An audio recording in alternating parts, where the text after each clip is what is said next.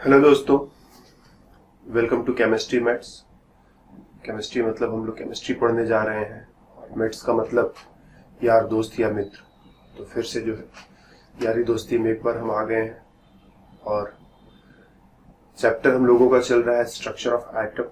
पिछले 2 क्लासेस में हम लोगों ने थॉमसन का एटॉमिक मॉडल और रदरफोर्ड का एटॉमिक मॉडल देखा और समझा है।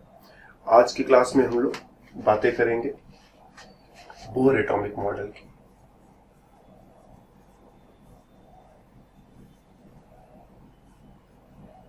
बोर एटॉमिक मॉडल, तो अगर हम रदरफोर्ड मॉडल को थोड़ा रिमाइंड कर लें तो पिछले क्लास में हमने तुम्हें समझाया था कि रदरफोर्ड ने न्यूक्लियस को खोजा। रदरफोर्ड ने कहा कि एटम के अंदर पॉजिटिव न्यूक्लियस है और पॉजिटिव न्यूक्लियस के चारों तरफ इलेक्ट्रॉन जो है चक्कर काटता रहता है। और इस मॉडल पर 2 सीरियस ऑब्जेक्शंस उठाए गए थे। एक ऑब्जेक्शन ये था कि जब इलेक्ट्रॉन घूमेगा तो इलेक्ट्रॉन की एनर्जी घटती चली जाएगी। तो जब इलेक्ट्रॉन की एनर्जी घटती चली जाएगी तो इलेक्ट्रॉन जो है धीरे धीरे न्यूक्लियस के पास आते आते आकर के न्यूक्लियस के अंदर गिर जाएगा और इलेक्ट्रॉन और न्यूक्लियस टकराएंगे, एटम डिस्ट्रॉय हो जाएगा। लेकिन ऐसा होता नहीं है। ऐसा क्यों नहीं होता है? एक ये चीज रदरफोर्ड मॉडल से एक्सप्लेन नहीं हो पाया था। दूसरा, जब इलेक्ट्रॉन घूम रहा है तो ये एनर्जी इमिट करता है। ठीक, हम लोग इसको रिकॉर्ड कर सकते हैं, रिकॉर्ड ऑफ एनर्जी। जब ये एनर्जी इमिट करेगा तो हम इसे रिकॉर्ड कर लेंगे। इस रिकॉर्ड ऑफ एनर्जी को हम बोलते हैं स्पेक्ट्रम। और जब हम स्पेक्ट्रम चेक करते हैं तो चूंकि ये लगातार घूम रहा है इसीलिए इसको लगातार एनर्जी रिलीज करना चाहिए और spectrum should be continuous. Continuous मतलब ये लगातार घूम रहा है, लगातार एनर्जी रिलीज करेगा तो स्पेक्ट्रम शुड बी कंटिन्यूअस। लेकिन हम देखते हैं कि स्पेक्ट्रम जो है लाइन स्पेक्ट्रम होता है। लाइन स्पेक्ट्रम मतलब कभी एनर्जी की एक लाइन मिली, फिर उसके बाद गैप है, फिर एक लाइन मिली, फिर गैप है, फिर एक लाइन मिली, फिर गैप है। तो स्पेक्ट्रम कंटिन्यूअस नहीं बन रहा है बल्कि एनर्जी जो है लाइन स्पेक्ट्रम में गैप दे दे करके स्पेक्ट्रम बनता चला जा रहा है। तो ये 2 पॉइंट्स रदरफोर्ड मॉडल से एक्सप्लेन नहीं हो पाए कि इलेक्ट्रॉन जो है घूम रहा है, उसकी एनर्जी कम होते होते उसे न्यूक्लियस में गिर जाना चाहिए लेकिन नहीं गिरता है। और इलेक्ट्रॉन एनर्जी जो लूज करता है वो कंटिन्यूअस क्यों नहीं है, वो अटक अटक करके रुक रुक करके क्यों एनर्जी लूज करता है। स्पेक्ट्रम कंटिन्यूअस क्यों नहीं होता है, स्पेक्ट्रम लाइन स्पेक्ट्रम क्यों होता है। तो इन सब सीरियस प्रॉब्लम्स के साथ रदरफोर्ड के बाद बोर ने अपना काम शुरू किया। जितनी चीजें पता थी उन चीजों को ध्यान में रखते हुए बोर ने अपने एक्सपेरिमेंट्स किए और अपने एक्सपेरिमेंट से बोर ने जो बातें समझी उन बातों को हम पॉइंट बाई पॉइंट जो है कलेक्ट कर ले। बोर मॉडल के क्या क्या पॉइंट्स हैं। तो एक पॉइंट तो बोर ने ये कहा कि जो इलेक्ट्रॉन होता है ये है न्यूक्लियस। न्यूक्लियस पर पॉजिटिव चार्ज है, इसके अंदर प्रोटॉन और न्यूट्रॉन है। बोर के आते आते प्रोटॉन और न्यूट्रॉन खोज लिए जा चुके थे। जब तक बोर ने अपना काम शुरू किया था तब तक प्रोटॉन और न्यूट्रॉन भी खोज लिए गए। रदरफोर्ड के टाइम में प्रोटॉन न्यूट्रॉन वगैरह कुछ नहीं पता था, बस उस बेचारे ने इलेक्ट्रॉन से सारा काम किया था। तो बोर को अब ये पता था कि न्यूक्लियस है, न्यूक्लियस पर पॉजिटिव चार्ज है क्योंकि इसके अंदर प्रोटॉन और न्यूट्रॉन है और बाहर नेगेटिव इलेक्ट्रॉन जो है वो चक्कर काट रहा है। बोर ने कहा कि इलेक्ट्रॉन जो है वो सर्कुलर पाथ पर, न्यूक्लियस के चारों तरफ ये सर्कुलर पाथ पर ऐसे चक्कर काटता रहता है और ऐसे ऐसे ढेरों सर्कुलर पाथ्स होंगे। ये एक सर्कुलर पाथ हो गया, इसके बाहर इसी तरह से दूसरा सर्कुलर पाथ होगा, फिर तीसरा, फिर चौथा, फिर 5वां, अप टू इनफाइनाइट तुम काउंट करते जाओ, इसका कोई अंत नहीं है। और इन सर्कुलर पाथ्स को बोर ने नाम दे दिया ऑर्बिट। बोर ने इन सर्कुलर पाथ्स को ऑर्बिट नाम दे दिया। हम लोग एटम के बारे में जानते हैं, ऑर्बिट से ही मिलता जुलता शब्द होता है ऑर्बिटल। कभी कभी तुमसे पूछा जाता है कि ऑर्बिट और ऑर्बिटल में तुम थोड़ा अंतर समझाओ, इसको हम लोग थोड़ा और आगे चल करके डील करेंगे। लेकिन फिलहाल जो है अभी तक जितना हमने तुम्हें पढ़ाया है, तुम ऑर्बिटल का नाम तो जानते हो लेकिन ऑर्बिटल के बारे में सच्ची चीजें नहीं जानते। तो वो सच्ची चीजें जो है हम लोग इस मॉडल के बाद क्वांटम मैकेनिकल मॉडल आएगा तो वहां पर डिस्कस करेंगे। सो डोंट वरी, फिलहाल अभी बोर मॉडल की बात करें तो न्यूक्लियस है, पॉजिटिव चार्ज और इलेक्ट्रॉन चारों तरफ सर्कुलर पाथ पर घूम रहा है। अब हम लोगों के मन में प्रश्न ये आना चाहिए कि ऐसे तो बहुत सारे सर्कुलर पाथ हो सकते हैं। हमने जो कहा कि ये पहला सर्कुलर पाथ है, हम चाहते तो पहला सर्कुलर पाथ यहीं पर बना सकते थे, या यहाँ बना सकते थे, या यहाँ बना सकते थे, या यहाँ बना सकते थे। तो बीच में ढेरों और पाथ भी सोचे जा सकते हैं। इलेक्ट्रॉन इसी पर क्यों घूम रहा है, इस पर क्यों नहीं घूम रहा है, इस पर क्यों नहीं घूम रहा है, इस पर क्यों नहीं घूम रहा है, ये पहला क्यों नहीं हो गया, ये पहला क्यों है, कुछ ऐसी चीज है। या पहला पाथ जो है, पहला ऑर्बिट जो है कितनी दूरी पर बनाए। असली प्रश्न ये है कि जो पहला ऑर्बिट है कितनी दूरी पर बनानी चाहिए, यहाँ बनाएगी, यहाँ बनाएगी, यहाँ बनाएगी, यहाँ बनाए, यहाँ बनाए, और क्यों। तो बोर ने कहा गुड, पहले तो इलेक्ट्रॉन सर्कुलर पाथ पर घूमता है जिसको हम लोग ऑर्बिट कह दे। उसके बाद वो ऐसे ही अंट किसी भी पाथ पर नहीं घूम सकता, उसको एक कंडीशन फॉलो करना पड़ेगा कि इलेक्ट्रॉन का angular momentum to move on a circular path, एक सर्कुलर पाथ पर घूमने के लिए एंगुलर मोमेंटम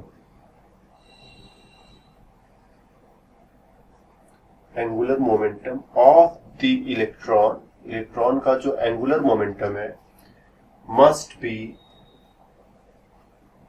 अ होल नंबर मल्टीपल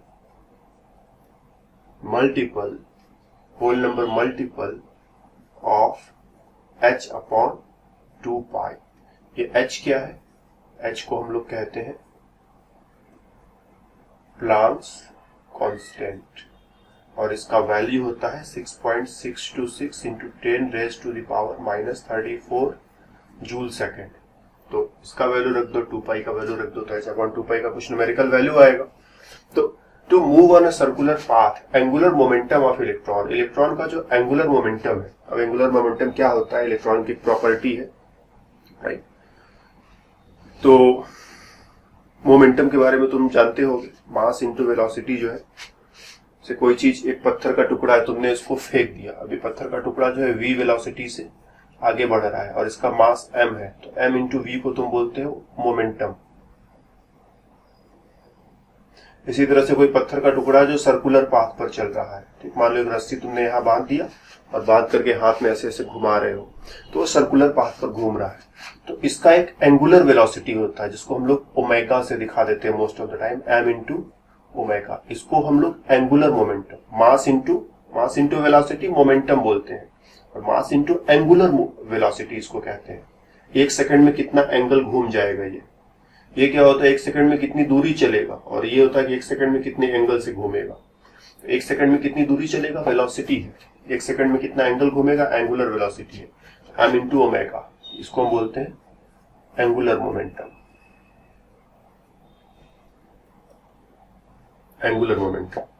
m जो है मास हुआ इस पत्थर के टुकड़े का, और ओमेगा क्या है, ओमेगा को हम लोग बोलेंगे, ये थोड़ा w के जैसा बनाते हैं, थोड़ा सा घुमा देते हैं ऐसे, ओमेगा बढ़ते हैं, तो omega is equal to angular velocity है इलेक्ट्रॉन की या पत्थर की या जो भी चीज सर्कुलर पाथ पर घूम रहा है उसकी एंगुलर वेलोसिटी।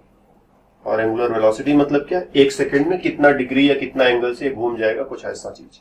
सो वहां पर, यहाँ पर जो एंगुलर मोमेंटम की बात कर रहे हैं, ये वही वाला एंगुलर मोमेंटम है, और एंगुलर मोमेंटम को कैलकुलेट करने का एक और फॉर्मूला है,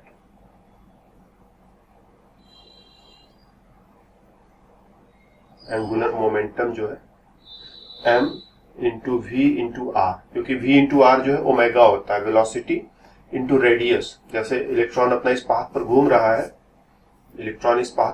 है, न्यूक्लियस के चारों तरफ, तो कुछ वेलोसिटी होगी ना, कुछ स्पीड होगा ना, और कुछ रेडियस होगा। तो इसका जो वेलोसिटी है कहे तो v है और रेडियस जो है r है, दोनों को मल्टीप्लाई करते हैं तो एंगुलर वेलोसिटी ओमेगा आ जाता है, और फिर इसी में m से जब मल्टीप्लाई कर देते हो तो ये mvr हो जाएगा और ये m इंटू ओमेगा हो जाएगा, तो एंगुलर वेलोसिटी बन गया। तो एंगुलर वेलोसिटी को m इंटू ओमेगा से दिखा सकते हैं, फिर m into v into r से दिखा सकते हैं। तो एंगुलर मोमेंटम जो है mvr is equal to h upon 2 pi multiplied with n, जहां पर n का वैल्यू 1 2 3 4 5 6 अप टू इनफाइनाइट कुछ भी ले सकते हो। पहले ऑर्बिट में है तो 1, दूसरे ऑर्बिट में है तो 2, तीसरे ऑर्बिट में है तो 3, चौथे ऑर्बिट में तो 4, मतलब हमेशा होल नंबर्स को लेना है। कभी जो है टूटे फूटे नंबर्स जैसे 1.2 2.3, 4/9 ये सब नहीं लेना है। ऐसे नंबर्स लेना है जो होल नंबर्स कहे जा सकते हैं, 1, 2, 3, 4, 5, 6 अप टू इनफाइनाइट। तो इसी को कहते हैं कि एंगुलर मोमेंटम जो है h/2π multiplied with a whole number. इसी को हम लोग सेंटेंस बना करके लिखे, to move on a circular path angular momentum of the electron must be whole number multiple of h/2π। इसको स्टेटमेंट में ऐसे लिखते हैं और मैथमेटिक्स में ऐसे लिखते हैं। तो ये कंडीशन है, अगर ये कंडीशन फॉलो कर सकता है कोई इलेक्ट्रॉन, तभी वो मतलब जिस ऑर्बिट में जिस दूरी पर न्यूक्लियस से कुछ दूरी यहाँ r होगी ना, प्रत्येक दूरी पर ये कंडीशन फॉलो नहीं होगा। किसी न किसी दूरी के लिए n का वैल्यू 1 हो जाएगा, किसी न किसी दूरी के लिए n का वैल्यू 2 हो जाएगा, किसी न किसी दूरी के लिए n का वैल्यू 3 हो जाएगा। तो ये न्यूक्लियस से कितनी दूरी पर इलेक्ट्रॉन घूमेगा ये n के वैल्यू पर भी डिपेंड करता है।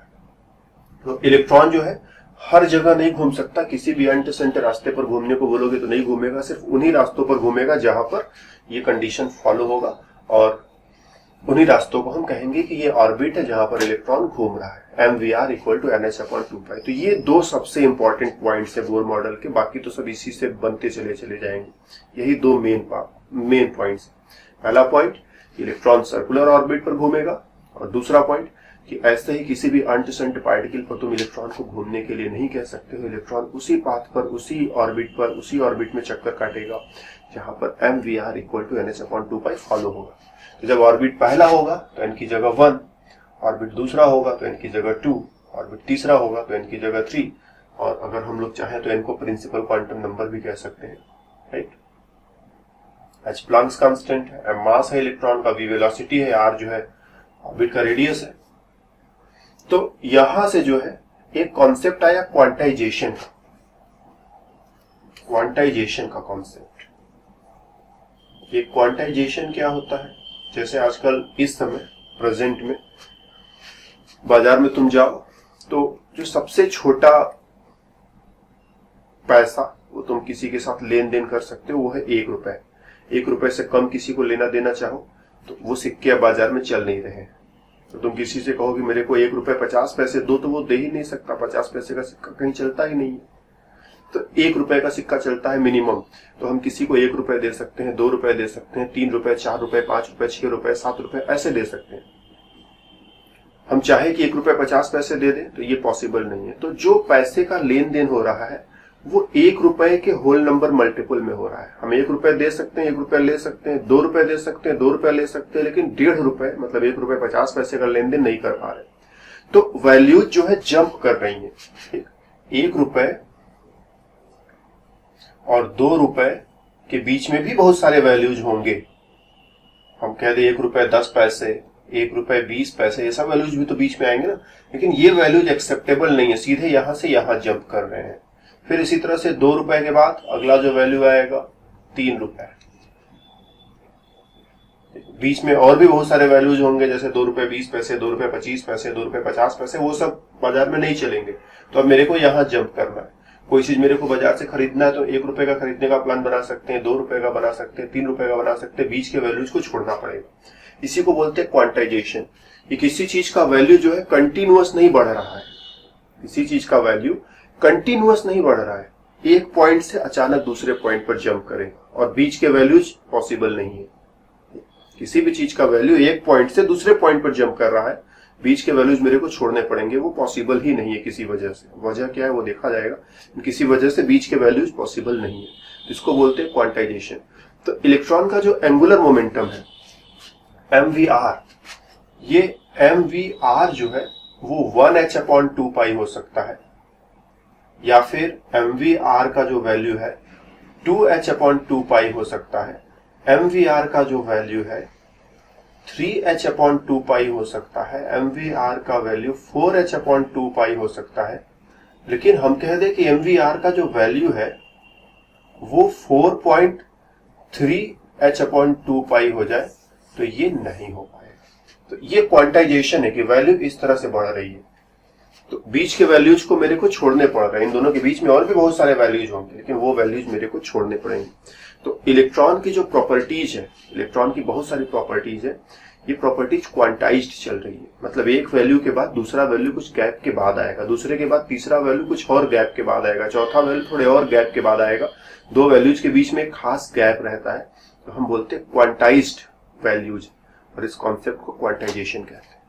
तो बोर ने पहली बार इस चीज को समझा कि क्वांटाइजेशन चल रहा है, इलेक्ट्रॉन की जो एनर्जी है, इलेक्ट्रॉन का जो रेडियस है, इलेक्ट्रॉन का जो एंगुलर मोमेंटम, इलेक्ट्रॉन की कोई भी प्रॉपर्टी उठा लो, क्वांटाइजेशन चल रहा है, कुछ भी नहीं अंट संट ले सकते हैं, एक वैल्यू के बाद दूसरा वैल्यू जब चुनेंगे तो बीच में खाली गैप है, ये बीच वाले वैल्यूज को हम नहीं ले सकते। तो ये बोर मॉडल का सबसे खास बात था, क्वांटाइजेशन।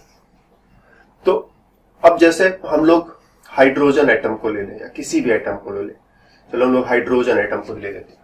तो अगर हम हाइड्रोजन एटम की बात करें तो हम लोग देखते हैं कि ये रहा न्यूक्लियस, न्यूक्लियस से जो पहला ऑर्बिट है ये न्यूक्लियस से 53 पिकोमीटर की दूरी पर है ना, कैसे हम लोग कैलकुलेट कर लेंगे, डोंट वरी, लेकिन अभी फिलहाल जस्ट एक्सेप्ट कर ले बात को आगे बढ़ाने के लिए कि 53 पिकोमीटर की दूरी पर है। उसके बाद जो दूसरा ऑर्बिट इसके बाद मिलेगा वो सीधा यहां से 212 पिकोमीटर की दूरी पर है। पिकोमीटर क्या होता है, एक पिकोमीटर बराबर 10⁻⁻12 मीटर। तो पहला ऑर्बिट, उसका रेडियस, पहला ऑर्बिट जो है न्यूक्लियस से 53 पिकोमीटर की दूरी पर है। तो बीच में और भी तो वैल्यूज हो सकते थे ना, 52, 51, 50, 49, 48, यहाँ पर भी ऑर्बिट बनाया जा सकता था, लेकिन वो सिक्के ऐसे सिक्के हैं जो बाजार में चल नहीं रहे, हाइड्रोजन के बाजार में नहीं चल रहे। हाइड्रोजन उन सिक्कों को नहीं जानता है, हाइड्रोजन को उन सिक्कों से कोई मतलब नहीं है। वो एक 53 वाला सिक्का पहचानता है, उसके बाद सीधा 212 वाला सिक्का पहचानता है। तो मुझसे कह दो कि ये 210 रुपए में काम चला लो या 210 पिकोमीटर पर चक्कर मार लो, तो हाइड्रोजन का जो इलेक्ट्रॉन है कहेगा नहीं, पॉसिबल नहीं है, या तो 53 या तो 212, बीच में और कोई वैल्यूज एक्सेप्ट नहीं किए जा सकते। इसी तरह से आगे और भी वैल्यूज मिलेंगे, उसके लिए अभी हम थोड़ी देर में फॉर्मूला देखेंगे। लेकिन क्वांटाइजेशन का मतलब समझ लेना, रेडियस भी जो है वो क्वांटाइज्ड है, कोई भी अंट संट रेडियस नहीं।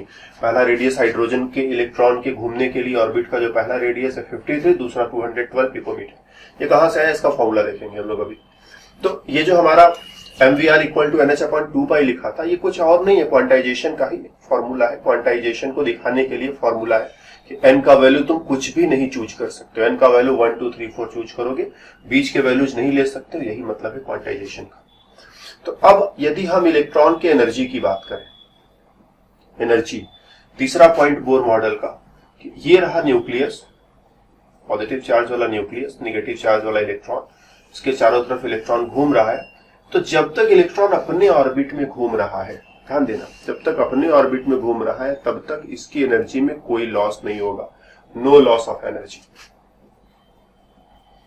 No loss of energy when electron moves in an orbit. Electron किसी एक ऑर्बिट में घूम रहा है तो घूमते समय एनर्जी लूज नहीं करेगा। जैसे रदरफोर्ड मॉडल में क्या था कि इलेक्ट्रॉन एनर्जी लूज करेगा, लूज करते करते न्यूक्लियस के पास आते आते आते गिर जाएगा। लेकिन बोर ने क्या कहा कि इलेक्ट्रॉन एनर्जी लूज करेगा ही, न्यूक्लियस में गिरने की तुम बात ही छोड़। क्यों नहीं लूज करेगा, इसको हम लोग एक बेहतर एग्जाम्पल से समझ सकते हैं। ऊपर सूरज है, हम लोग जानते हैं सूरज के चारों तरफ हमारी धरती चक्कर लगाती रहती है। तो ये हो गया तुम्हारा सोलर सिस्टम का सूरज, और सूरज के चारों तरफ तुम्हारी धरती है अर्थ, EARTH। और ये अर्थ जो है सूरज के चारों तरफ कितने साल से चक्कर लगा रही है, तुम्हें कुछ आइडिया होगा? करोड़ों अरबों सालों से चक्कर लगा रही। तो जरूर चक्कर लगाने में इसकी कुछ एनर्जी खर्च होती होगी अगर हम सोचे तो। जैसे हम लोग अपने बारे में सोचते हैं, हम लोग मैदान में दौड़ रहे हैं, फील्ड में दौड़ रहे हैं, मैदान का चक्कर काट रहे हैं, मेरी एनर्जी खर्च हो रही, कुछ देर के बाद हमको बैठना ही पड़ेगा। धरती भी चक्कर लगा रही, धरती की भी एनर्जी खत्म होनी चाहिए, और धरती लगातार सूरज के पास आते चले जाना चाहिए, और अंतिम में आके सूरज से टकरा जाएगा, सूरज और धरती दोनों में से कोई एक खत्म या दोनों खत्म। लेकिन ऐसा नहीं हो रहा है, धरती जो है सूरज से नहीं टकरा रहा है, उसी दूरी पर पता नहीं कितने सालों से घूम रहा है और घूमता रहेगा, राइट? उसी दूरी पर पता नहीं कितने लाखों करोड़ों सालों से धरती घूम रही है और घूमता रहेगा। तो इसी तरह से इलेक्ट्रॉन न्यूक्लियस के चारों तरफ घूम रहा है, और घूमते समय एनर्जी का कोई लॉस नहीं हो रहा है। एनर्जी का लॉस कब होता, अगर ये इलेक्ट्रॉन पास आए, ठीक, इलेक्ट्रॉन पास आ जाए, जैसे यहां की जगह यहां से घूमना शुरू कर दे। अब तो जैसे जैसे पास आएगा, जब अट्रैक्शन होता है तो एनर्जी घट जाती है। जब भी कहीं अट्रैक्शन होगा, हम लोग पूरे केमिस्ट्री में इस चीज को समझेंगे, अगर दो पार्टिकल्स पास आए, अट्रैक्शन हुआ, तो एनर्जी जो है कम हो गई। और यही मान लो दो पार्टिकल पास नहीं आना चाहते, हम जबरदस्ती उनको पास ला रहे, तो हमको अपनी एनर्जी लगा करके उनको पास में लाना पड़ेगा। तो पार्टिकल्स पास नहीं आ रहे हैं, हम जबरदस्ती पास ला रहे हैं, तो उनको पास लाने के लिए मेरे को एनर्जी लगाना पड़ेगा। और जो एनर्जी हम लगाएंगे वो दोनों पार्टिकल वाले सिस्टम में स्टोर हो गया। जैसे कह दो एक पॉजिटिव चार्ज है और एक पॉजिटिव चार्ज है, दोनों पास नहीं आना चाहते, हम दोनों को ऐसे पास ला देते हैं। तो इधर से एक फोर्स लगाया, इधर से एक फोर्स लगाया, तो दोनों पास आ गया। और ये जो सिस्टम बना, इस सिस्टम में एनर्जी स्टोर हो गई। जितनी एनर्जी हमने इधर उधर खर्च की, वो एनर्जी इसी में स्टोर है, तो एनर्जी बढ़ गई। तो जब भी दो पार्टिकल पास आ रहे हैं और रिपल्सन है, ठीक, तो रिपल्सन होगा तो क्या होगा, इंक्रीज इन एनर्जी जो है वो बढ़ जाएगी, क्योंकि वो पास आ नहीं रहे थे और हम जबरदस्ती उसको पास ला रहे हैं, तो एनर्जी बढ़ेगी। हम एक और सिंपल एग्जांपल ले सकते हैं, जैसे स्प्रिंग होता है। स्प्रिंग जो है अभी जो है अपने नेचुरल लेंथ पर है, हम इसको ऐसे प्रेस कर देना, फोर्स लगा के ऐसे चाहे तो प्रेस कर दे, प्रेस करेंगे तो क्या होगा, ये ऐसे रहना चाहता था, हम इसको जबरदस्ती ऐसे रखना चाहते हैं, पास करना चाहते हैं इसके छल्लों को। तो पास करोगे तो प्रेस करोगे तो तुम्हारी एनर्जी खर्च हो गई। तुम्हारी एनर्जी जो खर्च होगी इसी स्प्रिंग में स्टोर हो गई, तो स्प्रिंग की एनर्जी बढ़ गई। तुम्हारी एनर्जी खर्च हुई, स्प्रिंग की एनर्जी बढ़ गई। तो कोई चीज नहीं हो रहा है, जबरदस्ती करा रहे हो, तो एनर्जी बढ़ जाएगी सिस्टम की, क्योंकि बिना एनर्जी लगाए तुम यहां से यहां पहुंच नहीं सकते। ठीक है, तुम एनर्जी लगाओगे तभी यहां से यहां पहुंचोगे, और जितनी एनर्जी तुमने खर्च की वो इसमें स्टोर हो गया। ये दोनों पास नहीं आना चाहते थे, तुमने एनर्जी लगाई, जितनी एनर्जी लगाई वो इसी में स्टोर हो गया, तो इसकी एनर्जी बढ़ गई। और अगर यही चीज एक पॉजिटिव और नेगेटिव रहे, ये दोनों अपने आप पास आ जाएंगे, और जब पास आएंगे तो एनर्जी लूज करेंगे। स्प्रिंग को इधर से इधर ले जाना हो तो स्प्रिंग इधर से इधर अपने आप आ जाएगा और एनर्जी जो है लूज करेगा। ठीक, एनर्जी लॉस होगी, एनर्जी का लॉस होगा।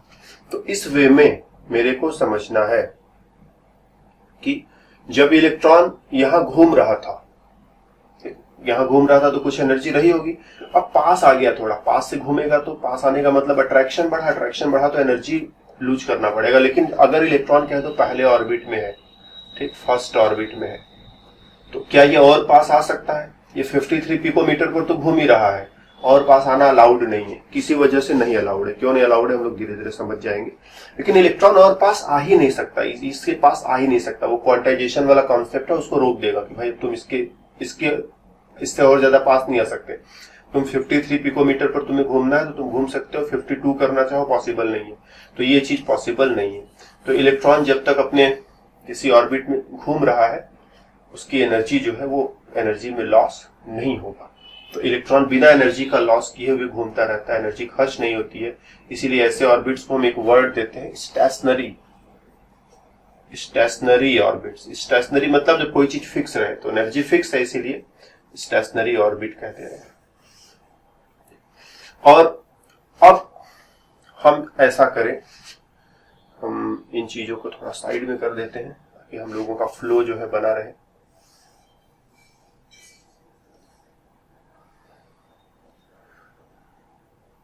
पॉइंट नंबर नेक्स्ट हम लोग समझने की कोशिश करते हैं। ये न्यूक्लियस हुआ, ये इलेक्ट्रॉन हुआ। इलेक्ट्रॉन जो है न्यूक्लियस के चारों तरफ एक ऑर्बिट में घूम रहा है, क्या तो पहले ऑर्बिट में घूम रहा है, ये और पास नहीं आ सकता। अब हम इसे कुछ एनर्जी बाहर से दे रहे हैं, हमने उसको एनर्जी दी।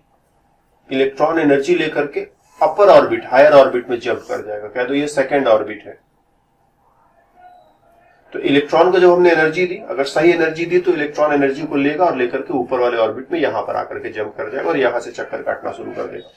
ये चीज पॉसिबल है कि इलेक्ट्रॉन जो है लोअर ऑर्बिट से हायर ऑर्बिट में जा सकता है, लोअर ऑर्बिट से हायर ऑर्बिट में जा सकता है। जैसे हम लोगों के घर में सपोज कई सारे फ्लोर्स है, तो हम अपने फ्लोर पर तो रहते ही रहते हैं, लेकिन कभी कभी विजिट करने के लिए ऊपर वाले फ्लोर पर चले गए। लेकिन चूंकि हमने अपनी सारी व्यवस्था अपने फ्लोर पर जमा रखी है, हमारा कमरा है, उसमें हमारे कपड़े हैं, बुक्स हैं, मोबाइल है, कंप्यूटर है, जो भी है, तो हम क्या करेंगे, ऊपर वाले कमरे पे जाएंगे, थोड़ा हाई हेलो करेंगे, फिर लौट करके अपने कमरे में चले आएंगे। तो इलेक्ट्रॉन अगर वो फर्स्ट ऑर्बिट का इलेक्ट्रॉन है, फर्स्ट ऑर्बिट में घूमने वाला इलेक्ट्रॉन है, तो एनर्जी मिलने पर सेकंड ऑर्बिट में जा सकता है, लेकिन फिर लौट करके वापस भी आएगा।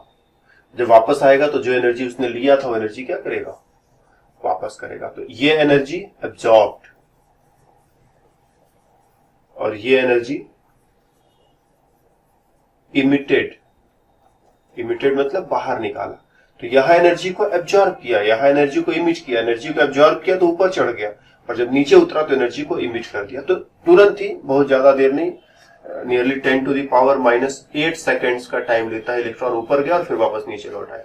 तो इलेक्ट्रॉन नीचे की ऑर्बिट से ऊपर के ऑर्बिट में भी जा सकता है, और अगर जगह है, मौका है, तो ऊपर के ऑर्बिट से नीचे के ऑर्बिट में भी आ सकता है।